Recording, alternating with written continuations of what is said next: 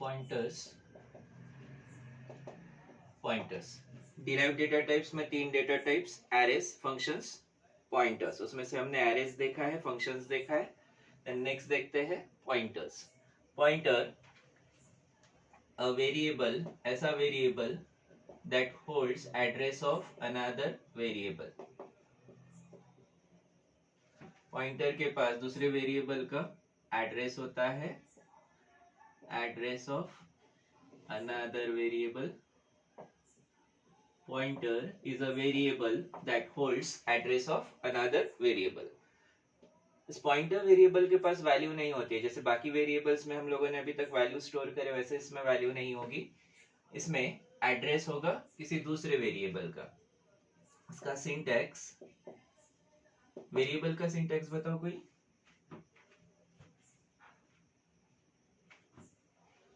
Variable का syntax data type variable name, same syntax. Data type variable name की जगह pointer है तो pointer name, pointer name. Pointer name जो variable होगा उसके साथ यहां लगता है स्टार एस्टेरिस्क। ये एस्टेरिस्क रिप्रेजेंट करता है कि वेरिएबल पॉइंटर वेरिएबल है।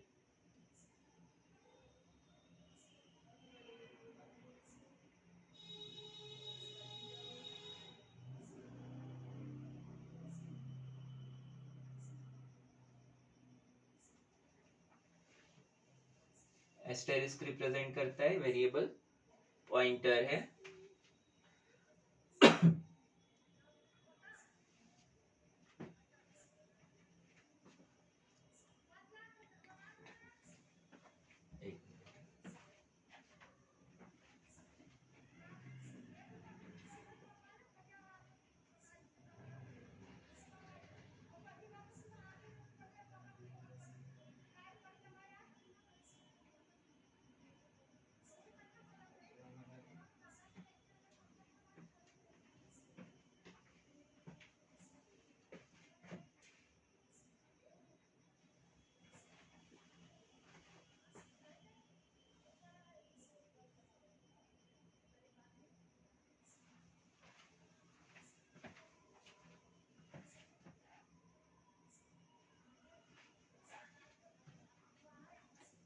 वेरिएबल किसी भी प्रोग्रामिंग लैंग्वेज की टर्म्स में variable is name given to a memory location. कोई भी वेरिएबल, जैसे वेरिएबल ए डिक्लेयर करते हैं, this variable A is name given to a memory location. अभी कितना साइज रिजर्व रखेगा, इस मेमोरी लोकेशन का साइज कितना होगा। वेरिएबल ए है, इस वेरिएबल ए का, वेरिएबल ए से जो मेमोरी साइज रिजर्व्ड है, मेमोरी लोकेशन रिजर्व्ड है, ये मेमोरी लोकेशन का साइज कितना होगा।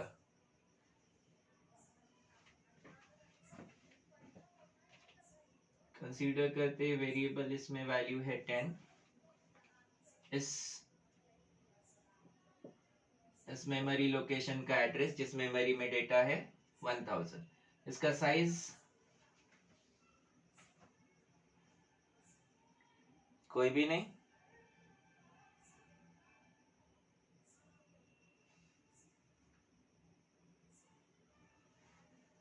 इसका साइज डिपेंड करता है इसके टाइप पे, डेटा टाइप पे। अगर इंटीजर टाइप है, डेटा टाइप हमने उसी के लिए दिया है, डेटा टाइप। अगर इंटीजर टाइप है तो 2 bytes, long integer 4 bytes, character है तो 1 बाइट। अलग अलग टाइप का, अलग अलग साइज का, जैसे टाइप होगा उसके अकॉर्डिंग उतने साइज का डेटा होगा। ए यहां रिप्रेजेंट करता है नेम ऑफ वेरिएबल,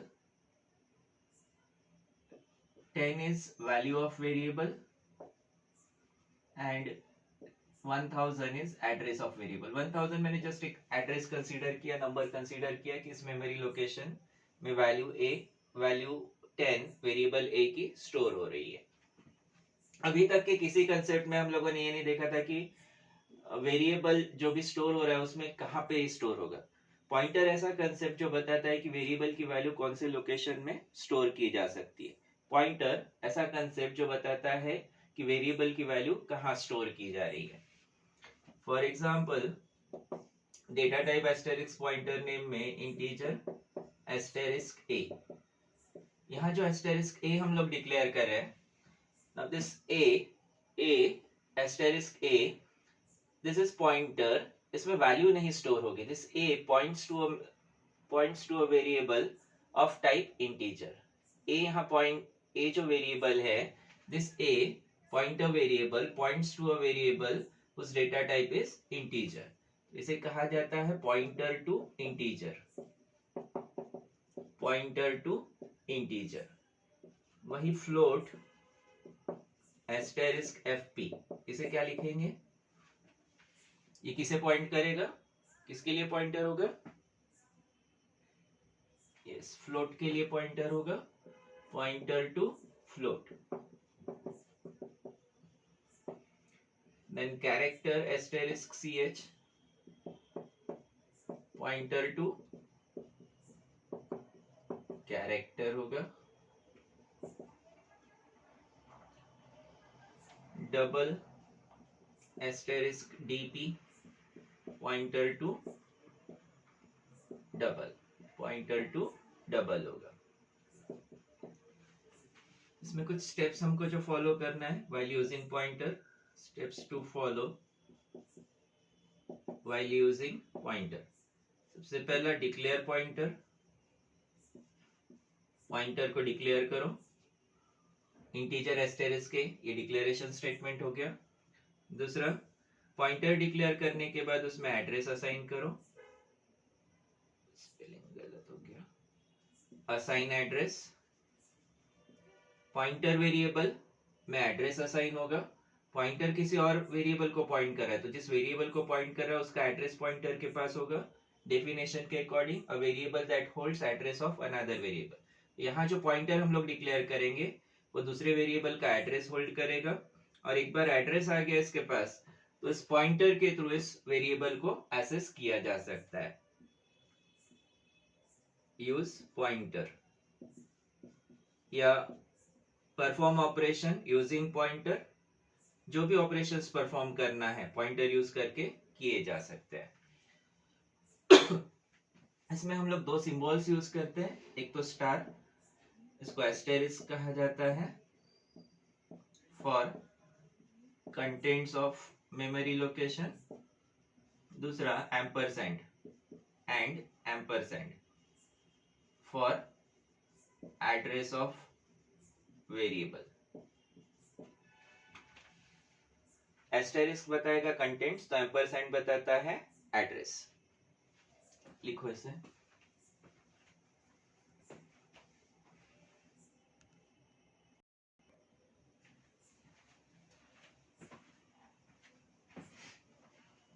पॉइंटर का सिंपल एक एग्जांपल देखते हैं। Pointers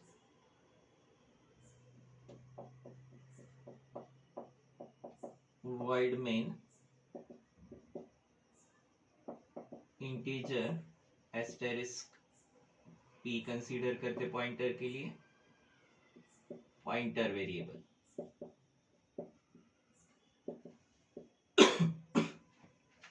then integer a simple integer variable, integer asterisk p is pointer variable, एक पॉइंटर वेरिएबल लिया, दूसरा इंटीजर वेरिएबल। हम लोगों ने जो तीन स्टेप्स अभी लिखे थे, सबसे पहला डिक्लेयर पॉइंटर, उसके बाद असाइन एड्रेस, एड्रेस असाइन करना है, पॉइंटर में a का एड्रेस होगा, पॉइंटर के पास a का एड्रेस होगा, p equal to ampersand a, p equal to ampersand a। ये पहला स्टेप था डिक्लेयर पॉइंटर। दूसरा असाइन एड्रेस, पॉइंटर में वेरिएबल का एड्रेस असाइन किया है, अब इसको हमको जैसे यूज करना है वैसे यूज किया जा सकता है। अज्यूम करते हैं कि यहाँ पे a इक्वल टू वेरिएबल की value 10, a equal to 10, C out value of a equal to, variable a में वैल्यू होगी, देन सी आउट, फिर से वैल्यू ऑफ a देखेंगे, ये सेम वैल्यू मुझे पॉइंटर वेरिएबल में भी मिलेगी, asterisk p C out address of a equal to variable का एड्रेस एम्परसेंड a, जो यहाँ पे हमने लिया था एम्परसेंड a का एड्रेस मिलेगा, और सेम एड्रेस चाहिए हमको तो simply we can give p address of p, address of a again which is equal to p। p से भी एड्रेस ही मिलेगा कि कौन से मेमोरी लोकेशन में वैल्यू स्टोर की है। इसका जो आउटपुट है दो बार आएगा, value of a 10, value of a 10, address of a memory में कहाँ स्टोर्ड है ये हर सिस्टम के अकॉर्डिंग अलग होगा। जहां भी इसको एग्जीक्यूट करेंगे हर a की वैल्यू तो सेम आएगी, लेकिन एड्रेस हर एक का अलग होगा। ये कुछ बड़ा सा नंबर आता है 0xFF23 ऐसा कुछ नंबर हो सकता है, और फिर से एड्रेस ऑफ a में ये नंबर सेम रहेगा। ये एक्चुअली 0x वगैरह हेक्साडेसिमल नंबर में होता है, हेक्साडेसिमल फॉर्मेट में होता है, उस वजह से शुरुआत का 0x रिप्रेजेंट करेगा कि हेक्साडेसिमल नंबर है। इस तरह से एड्रेस हो सकता है। मोस्टली जो पॉइंटर्स है इनको यूज किया जाता है या तो एरे के साथ या फिर फंक्शन के साथ। पॉइंटर्स एंड एरेज कि जहां पे बहुत सारे नंबर्स है या जहां पे कुछ तो बड़ा कंसेप्ट है वहां यूज कर सकते हैं। एक अकेला वेरिएबल है तो वहां पे उसको यूज करके बहुत ऐसा फायदा नहीं होता, एडवांटेज नहीं होता है। लेकिन जहाँ कुछ कंसेप्ट है, कुछ लॉजिक है, जहाँ डेटा सिक्योर करना है, ऐसी जगह इसको यूज किया जा सकता है। जैसे एरेज को अगर हम लोग कंसीडर करते हैं तो एरेज में बहुत सारे नंबर्स होते हैं। इन बहुत सारे नंबर्स को आउटपुट में प्रिंट करना है, डिस्प्ले करना है, या उन बहुत सारे नंबर्स को हैंडल करना है, तो पॉइंटर एक अच्छा कंसेप्ट माना जाता है जिसके थ्रू एरे के वैल्यूज हैंडल की, एरे एलिमेंट्स को हैंडल किया जा सकता है। एरे के वैल्यूज मतलब एरे एलिमेंट्स को हैंडल किया जा सकता है। एग्जाम्पल देखते हैं, to print array using pointers, to print array using pointers, pointers use करके एरे को प्रिंट करेंगे। इसके लिए हम लोग एरे क्रिएट करेंगे, pointer variable. Pointer variable array form में नहीं होगा, पॉइंटर सिंपल वेरिएबल होगा। Hash include void main integer a10 array हो गया। फॉर लूप यूज करेंगे, वेरिएबल i,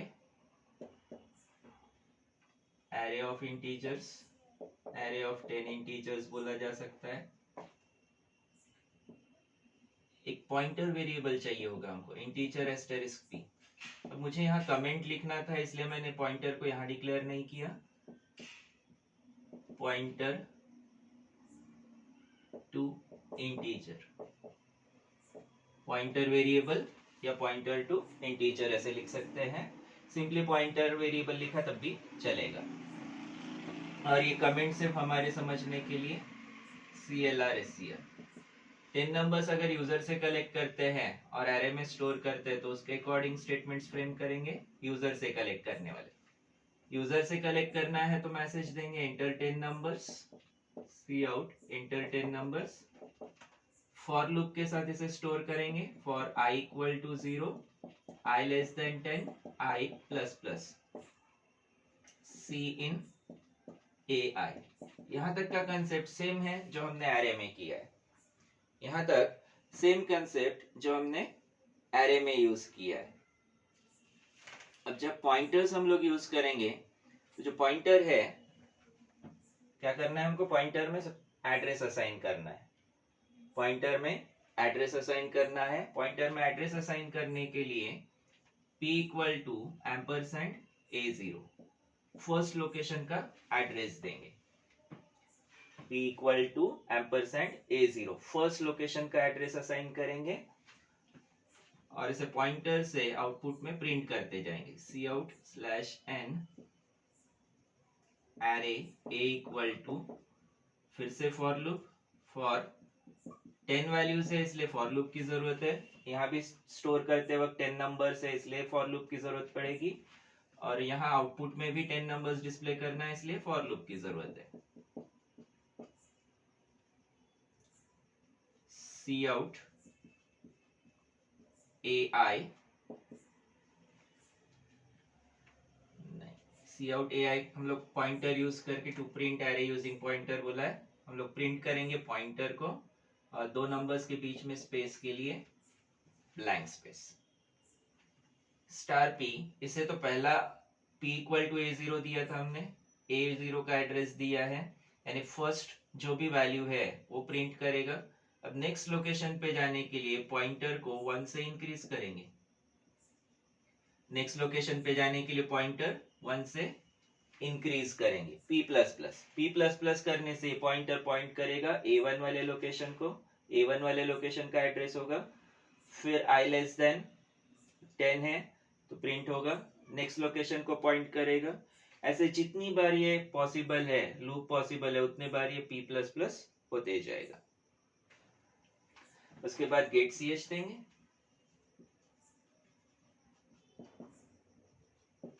प्रोग्राम को एंड करेंगे।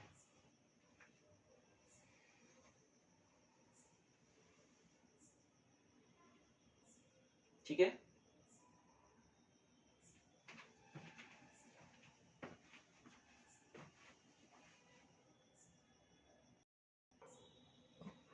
पॉइंटर के प्रोग्राम्स में प्रोसेस सेम ही रहेगा, अगर एरे के साथ यूज करते हैं तो सेम यही प्रोसेस यूज करेंगे। यहाँ प्रिंट किया हमने एरे को, to find sum of array using pointers, pointers use करके एरे को ऐड करना है। कहाँ चेंजेस करेंगे, क्या क्या चेंज हो सकता है बताओ।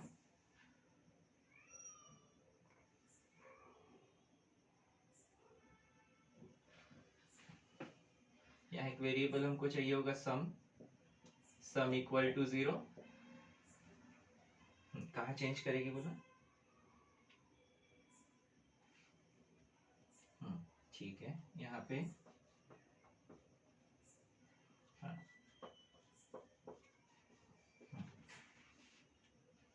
हाँ, बराबर, इसको हमको थोड़ा सा ऊपर लेना पड़ेगा।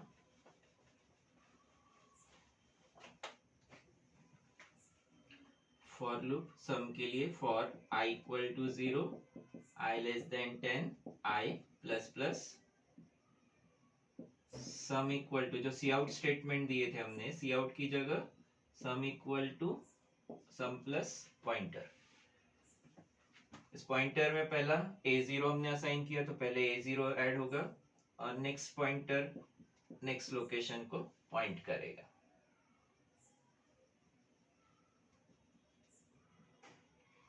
सम आउटपुट में प्रिंट कर देंगे, डिस्प्ले करेंगे c out slash n sum equal to variable sum get ch closing brace, sum of array using pointers. अगर सम एंड एवरेज होता है तो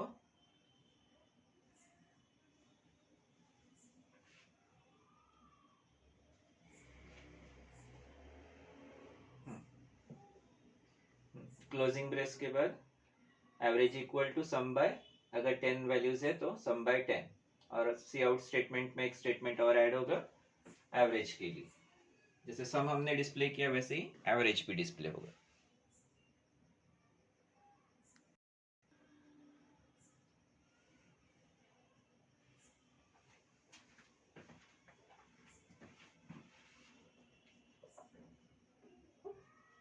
देन नेक्स्ट देखते हैं largest in array using pointers, largest in array using pointers. Sum की जगह हमको large variable चाहिए होगा, लार्जर का क्या कंसेप्ट था,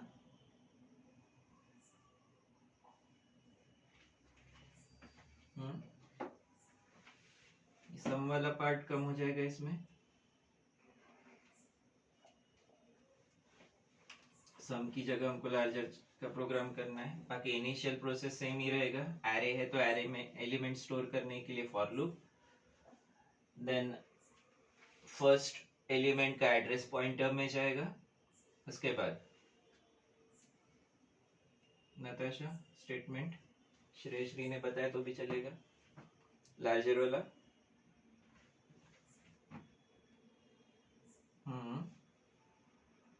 यहाँ एक स्टेटमेंट देंगे large equal to asterisk P, क्योंकि हम लोग कंपेयर करते वक्त लार्ज वेरिएबल के साथ कंपेयर करेंगे, तो लार्ज में फर्स्ट एलिमेंट आएगा, और यहाँ इसको आई इक्वल टू 0 को मैंने यहाँ फर्स्ट एलिमेंट कंसीडर कर लिया है, तो 1 से स्टार्ट किया जा सकता है, 0 से स्टार्ट करे तब भी चलेगा। इफ लार्ज, क्या चेक करना है हमको, लार्ज इज लेस देन, जो मैंने वेरिएबल लार्ज कंसीडर किया है वो दूसरे से छोटा तो नहीं है। अगर छोटा है तो मुझे इसको चेंज करना पड़ेगा, large equal to asterisk P,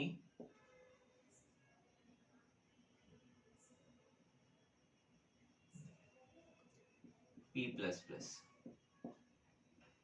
if के साथ सिर्फ ये एक स्टेटमेंट आएगा और ये फॉर लूप में चलेगा।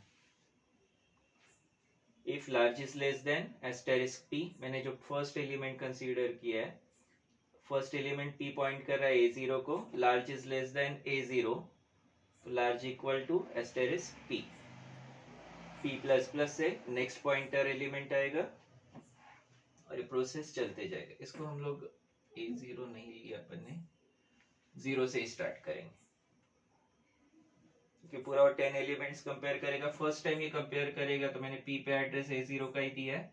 फर्स्ट टाइम जब कंपेयर करेगा large equal to asterisk p, large equal to asterisk p में ये खुद को ही कंपेयर करेगा, a0 वाले एलिमेंट के साथ ही कंपेयर करेगा, a0 भी कंसीडर होगा, इसलिए हम लोग इसको 0 से स्टार्ट करेंगे अप टू 10, और लूप खत्म होने के बाद क्या स्टेटमेंट आएगा,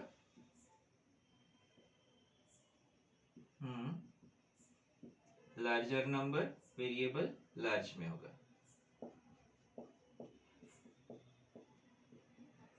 लार्ज, गेट ch देंगे, एंड करेंगे इसको।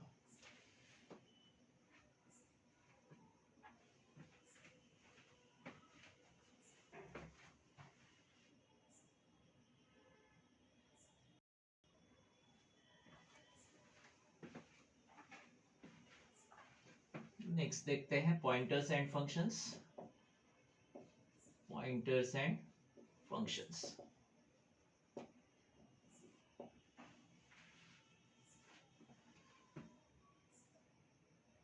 पॉइंटर्स एंड फंक्शंस में सबसे पहले कॉल बाय वैल्यू कंसेप्ट देखते हैं, call by value and call by reference.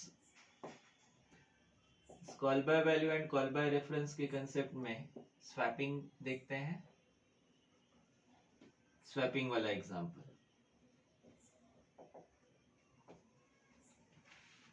Call by value call by reference दोनों से स्वैपिंग वाला एग्जांपल, क्या फर्क पड़ता है वो देखेंगे। कॉल बाय वैल्यू सिंपल, हमने जो स्वैपिंग का एग्जांपल लिया था यूजिंग फंक्शन करेंगे, तो कॉल बाय रेफरेंस में using function with pointers, using function and pointers, hash include, ये वाला पार्ट, ये टॉपिक थियरी में भी पूछा जाता है, क्वेश्चन आता है what are pointers, explain call by value and call by reference, या what do you mean by call by value and call by reference, explain with example, with example देना है। मैं एग्जांपल देते वक्त डिटेल्ड एग्जांपल दे रहा हूँ, पूरा programme बना रहा हूँ, बोर्ड में लिखते वक्त पेपर में लिखते वक्त पूरा इतना डिटेल्ड एग्जांपल की जरूरत नहीं है, बुक में शॉर्ट में एग्जांपल में जितना कॉल बाय वैल्यू और कॉल बाय रेफरेंस का स्टेटमेंट दिया है उतना ही लिखना है। void main फंक्शन हम लोग यूज करने वाले हैं, तो फंक्शन प्रोटोटाइप पहले void swap integer a integer b, then void main, function का जो डेफिनेशन है वो हम लोग मेन के नीचे लिखते हैं। यहाँ पे अगर इसको सेमीकोलन हटा के यही अगर हमने फंक्शन दे दिया फंक्शन डेफिनेशन तब भी चलेगा। Integer a b same variable ले रहा हूं मैं इसमें। CLR SCR सी आउट दो नंबर यूजर से कलेक्ट करते हैं, एंटर टू नंबर्स। पहला नंबर वेरिएबल ए में स्टोर होगा, दूसरा वेरिएबल बी में। नंबर्स को बिफोर स्वैपिंग डिस्प्ले करते हैं, c out slash n before swapping. Before swapping c out a equal to small a, दो नंबर्स के बीच में ब्लैंक स्पेस, सीधा इसमें बी इक्वल टू बी दे देते हैं। ये नंबर्स डिस्प्ले करेंगे बिफोर स्वैपिंग। उसके बाद function call swap a comma b, then C out slash n after swapping. नहीं, आफ्टर स्वैपिंग नहीं देते क्योंकि यहाँ पे अगर हम लोग आफ्टर स्वैपिंग देते भी है तब भी सेम वैल्यूज ही मिलेगी। गेट सी एच देते हैं, एंड करते हैं। Then function definition void swap integer a integer b। Swap करने के लिए हमको थर्ड वेरिएबल c की जरूरत पड़ेगी। c equal to a equal to b equal to c। जो हम लोगों ने बिफोर स्वैपिंग स्टेटमेंट दी है, यहाँ पे आफ्टर स्वैपिंग स्टेटमेंट देंगे। C out slash n after swapping. Same statement, ये दो स्टेटमेंट्स से बिफोर की जगह आफ्टर आएगा। After swapping c out a equal to a blank space के साथ b equal to B.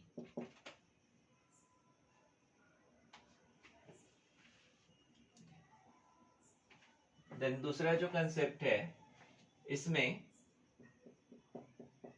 Pointers use करेंगे। void swap integer asterisk a integer asterisk b। Simple variable a b की जगह मैंने पॉइंटर वेरिएबल्स का use किया। void main integer a b CLR SCR c out enter two numbers. दो numbers जो आएंगे उसमें से पहला नंबर वेरिएबल ए में स्टोर होगा, दूसरा वेरिएबल बी में स्टोर होगा। सेम इसी तरह से देन इसके बाद सेम इसी तरह से बिफोर स्वैपिंग डिस्प्ले करते हैं। C out slash n before swapping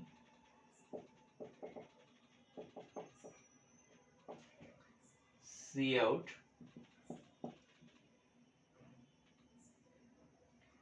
A equal to small a b equal to small B.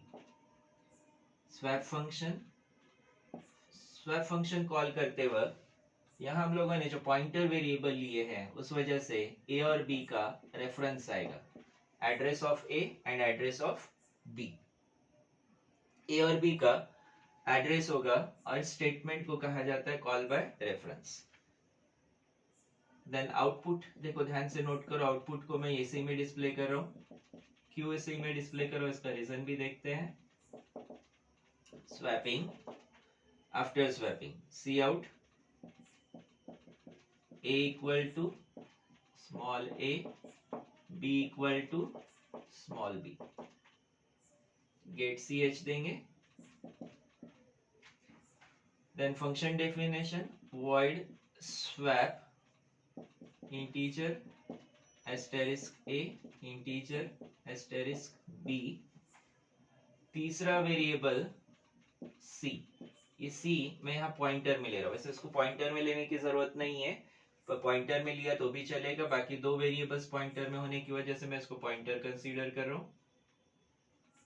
Pointer C equal to pointer A, pointer A equal to pointer B and pointer B equal to pointer C.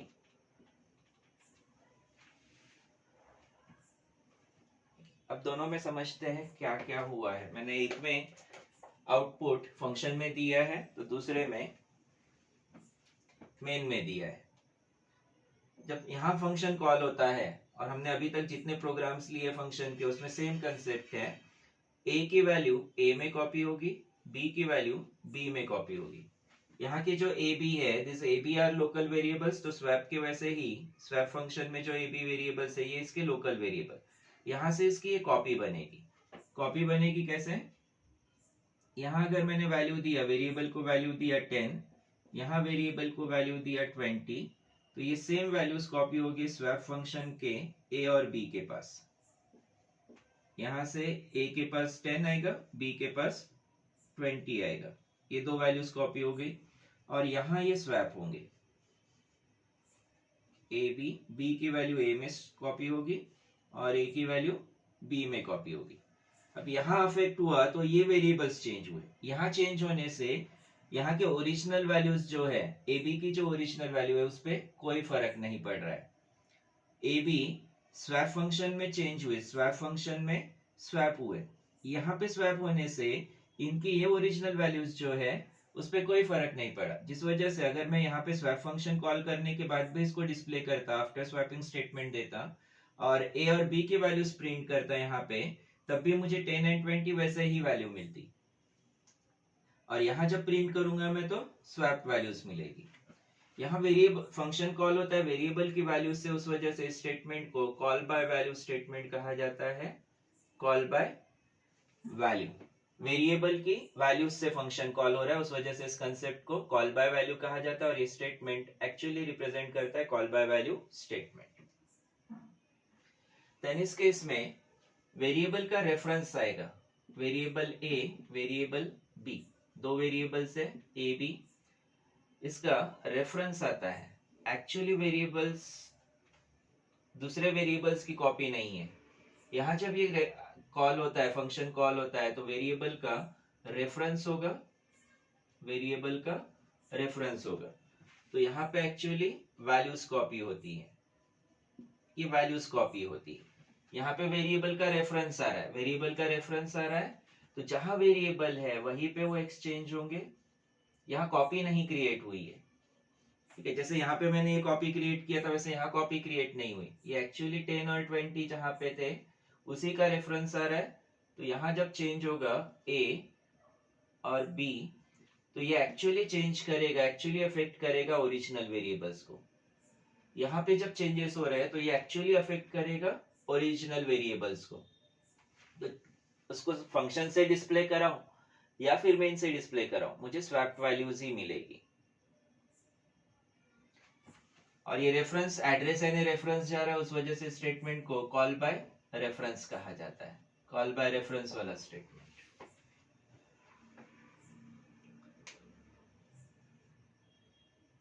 कोई doubt इसमें?